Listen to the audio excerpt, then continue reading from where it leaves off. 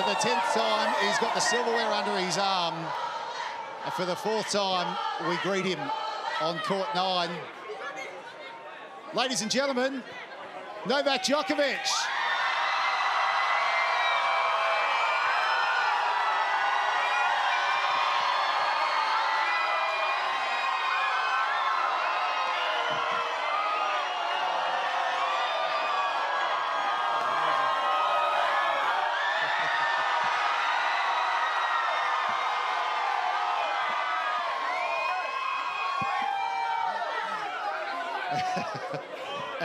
It can't, Novak, that's right, in the middle.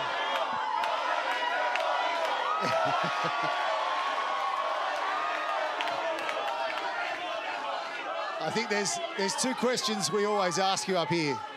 Firstly, does this ever get old? No, of course not. No. Of course not. You know, I try to remind myself that, you know, how blessed I am to have all this support, all these people. Incredible. I mean, many people that didn't manage to get a ticket to watch it live on the stadium, they came here to the square, watch the game. So amazing. Just gives me a lot of energy. 46,000 fans at Melbourne Park tonight. Rod Laver Arena holds 15. So you've got over 30,000 that have been here cheering you on. The second question we always ask you, and you very much answered this, I think, on stage. In 2019, it was, where does this one rank amongst your other Australian Opens? 2020, same question. 2021. We didn't get the chance in 2022, but it seems that 2023 does mean more to you than the other 9. Yeah. Can you give us a bit more insight into why? Well,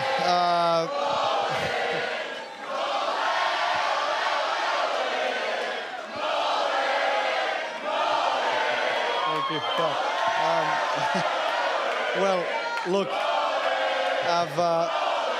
I've been incredibly fortunate to win some big trophies in my life, and of course, first Wimbledon, first Grand Slam I ever won was here in 2008. You know, always the first time is always special, but considering the circumstances and everything that my team and I had to go through and endure the last 2-3 weeks, I would say, this ranks, if not the biggest achievement, then right up there with the things that were on the line.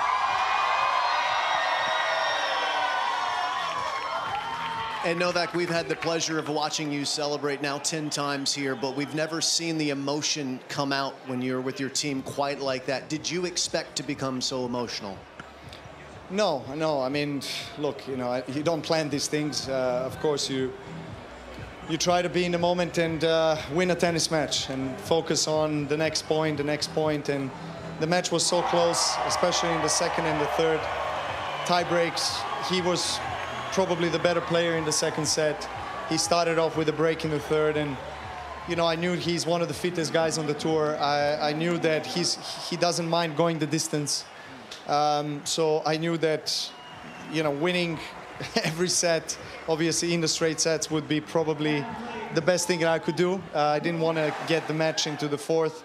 Yeah, as I said, you know, I teared up because I felt the huge burden just off my back, you know, with everything that, as I said, we've been through. Only they know what we've been through, so it was a huge relief, huge release as well. And I guess, Novak, dealing with the hamstring coming into the tournament and not being able to practice on the days off. Sorry, Mac. 1 second, sorry. Thank you, guys. You were able to take your game to a completely different level in the second week of this tournament. So you couldn't, no one could go with you, mate. How were you able to do it? Well, look, you know, a lot of people doubted and still doubt that I was injured. I'm going to post some stuff, you know, to prove. But again, I don't feel like I need to prove anything to anyone. But it did affect me, especially in the first week. From the fourth round onwards, I felt, you know, like it was behind me, but just your tennis. And that actually helped my tennis. It actually helped my tennis a lot because I felt like I could run free. I was not thinking about it. And look, you know, I said this a million times, but you know, I have to repeat it again. If I have to choose one court, conditions, balls, it would be night session Rod Laver with these balls. I mean, for me, by far the best conditions that I ever played in, and I always want to play night session because I had such a great record, and I just feel so comfortable. You know, the court is played really well for me. I can play the best tennis that I'm capable of. So that was the case. I think from the fourth round onwards, I just found my groove. I just found the momentum and never looked back. So I have 2 questions on the back of that. Short ones.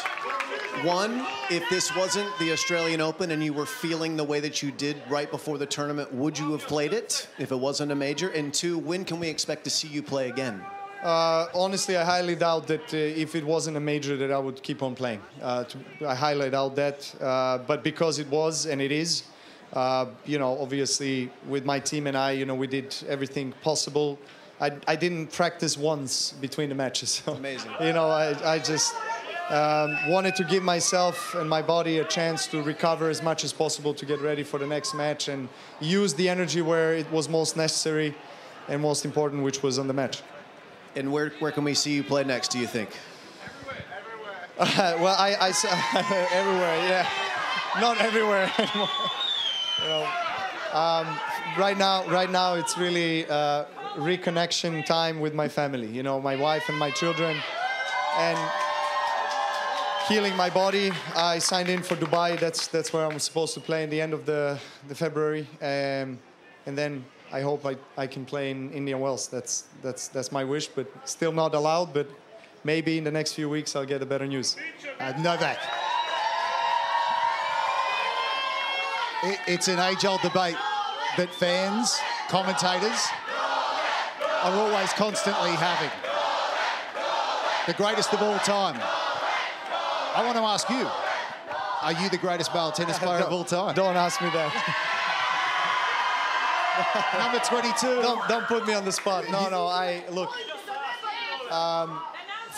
First, I have to say that, you know, I'm so honored and privileged to be in this discussion. First.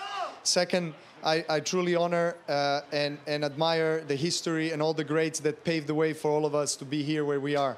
I feel like it's difficult to have a conversation about this because every generation is different. You know, 30, 40 years ago, you played 3 out of 4 slams on the grass. You played with wooden rackets. Technology has advanced so much. Things have changed. Hard to compare generations, but I feel like, you know, I've gave my best, really, and I'm still doing that. So if the people see me as one of the greatest players to ever play the game, I'm very grateful. Very grateful. It's a good answer. Yeah. So on that note, you're 35 years young. You look like you have a lot of road ahead of you. Who do you expect to be challenging you, along with Rafa, who's still out here doing it? Who are the younger players with Steph that you think are going to be playing in these big matches going forward? I mean, you mentioned the 2. I mean, for sure, Steph is. I mean, you can't call him a next gen because he's been around. You know, he's 25, I think. So he's knocking on the door of Grand Slam title, and I told him that he's going to win it. I mean, it's just a matter of time. I know that Rafa and myself will make sure that the young guys don't take too many slams for a little while, but it's inevitable. You know, you have Alcaraz, you have Sinner, you have Felix. You know, you have these guys that are super strong, and they've been beating us, you know, in different tournaments, different surfaces around the world. But I guess we always find the A game on the slams, you know.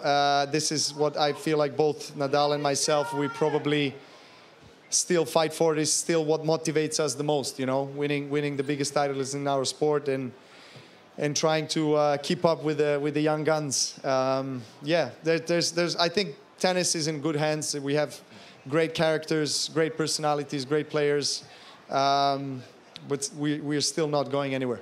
You certainly aren't. Remarkably, remarkably, between yourself and Rafa, you've won 16 of the last 19 Grand Slams. And so they're nipping at your heels, but the dominance is still there. Not too bad, yeah. Before we let you go, not too bad. Not bad. I love it. Before we let you go, tomorrow, back on top of the summit, world number 1. You already hold the record for most weeks at the top. You'll be beginning your 374th week as world number 1. Must feel nice to know that you're back there, mate. Well, I always dreamed of, you know, becoming a Wimbledon champion and being number 1 in the world. And those dreams realized in 2011. That was the first time I won Wimbledon, and at the same time became the number 1. 12, 13 years after, still, you know, winning majors and being number 1 in the world. I couldn't probably imagine that to happen, even though I have pretty strong imagination and belief in myself. And I dream big, but yeah, I just have to pinch myself because it's an incredible feeling. I'm very proud of it, and I'm gonna obviously keep going. Well, we love going on the ride with you, Novak. It's official too. The jacket. Yeah, we love the jacket. We're loving the jacket. You want? Has he got any more? Maybe there's one in the kit bag. No, I just wanted to... There's only one. I would give you this one. There's only one. So does this mean Roland Garros you'll have 123 ready to go? Yeah, no worries, mate. It's already made. Novak, amazingly too, you've never actually lost a match at the Australian Open on the screens of Nine's Wide World of Sports either. And the good news is too, we've just re-signed for another half dozen years as well. So we look forward to going on the journey with you. And perhaps it's a good omen for you, mate. But congratulations. Appreciate it. Number 10, number 22, and you are number 1. Thank you, guys. Well done. Thank you. Ladies and gentlemen, have the trophy, Novak. Don't forget your trophy.